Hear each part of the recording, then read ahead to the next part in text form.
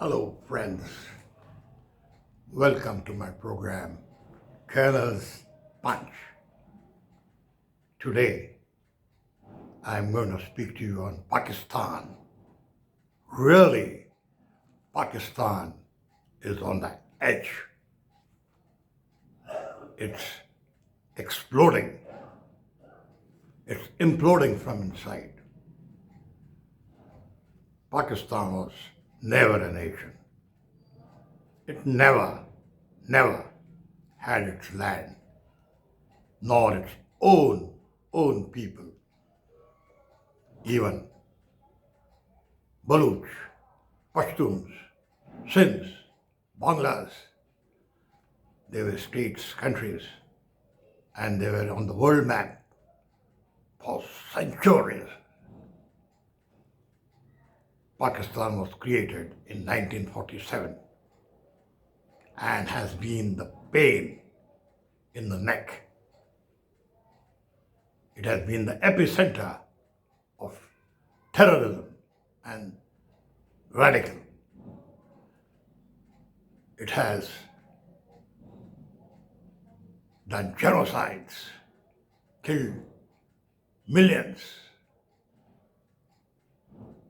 and as a state policy, enslaved its people. Bangladesh in 1971 was the first to free itself after suffering 3 million deaths and 6 million refugees to India. Next is Balochistan. For the last 75 years, they are fighting their battle for freedom. They were tricked into by Pakistan and occupied in 1948. They fought nearly 7 insurgency wars, but the final came in 2006.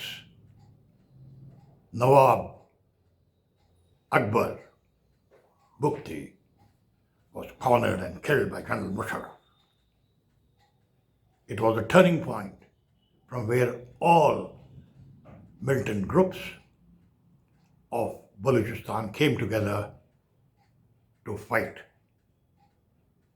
Then the youth Baluchistan Students' Union also joined in, and in 220, the charismatic Baluch woman, Karima Baluch, was eliminated by Pakistan. Now, Baluchistan is on fire and the countdown for freedom, Azadi, has started. Sindh, the port town of Karachi, was never in league with Pakistan. MQM and rule the roost. The Indians who migrated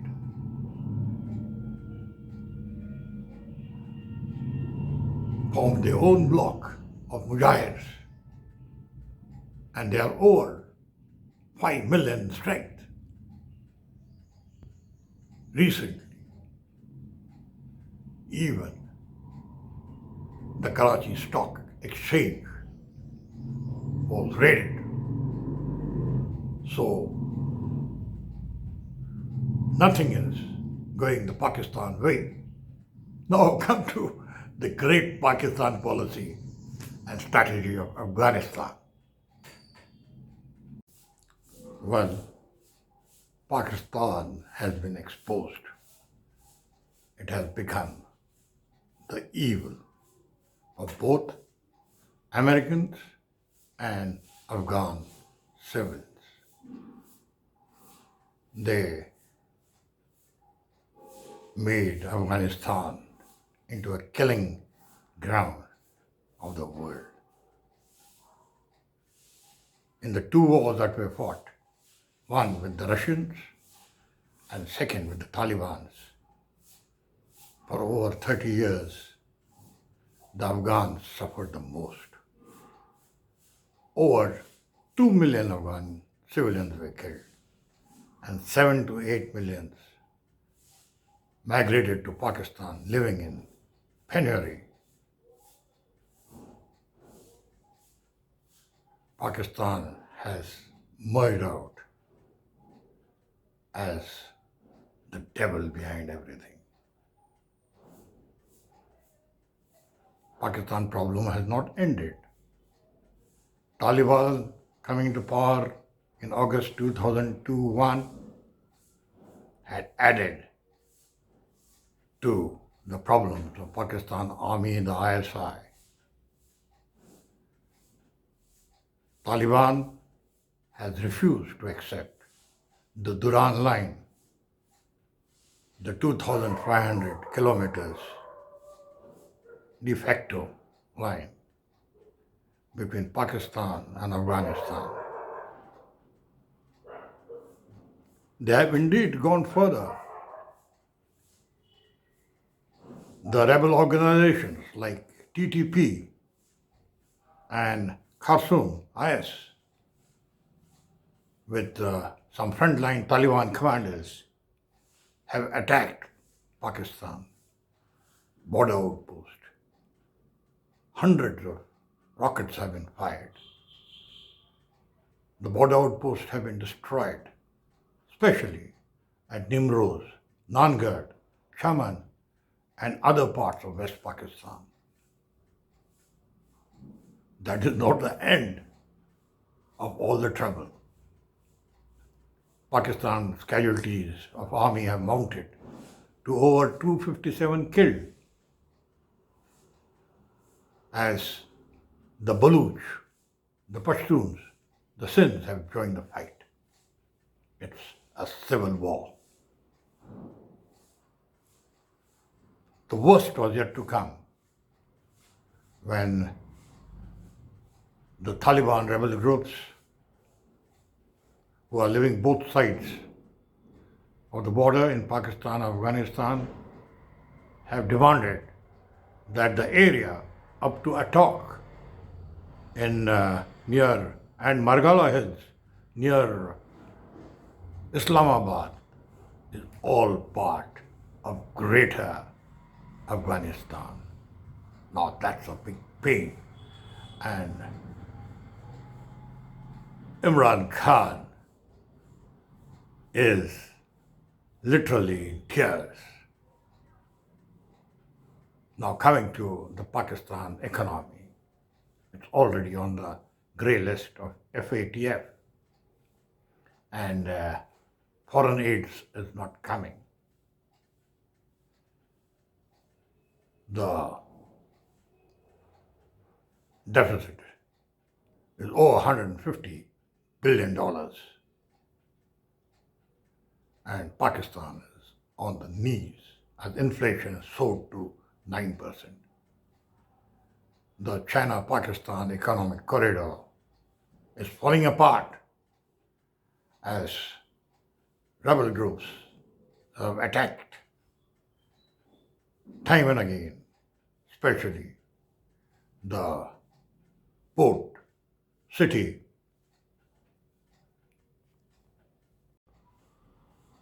Well, the ambitious China-Pakistan corridor, over 1,100 kilometers long, is in tatters.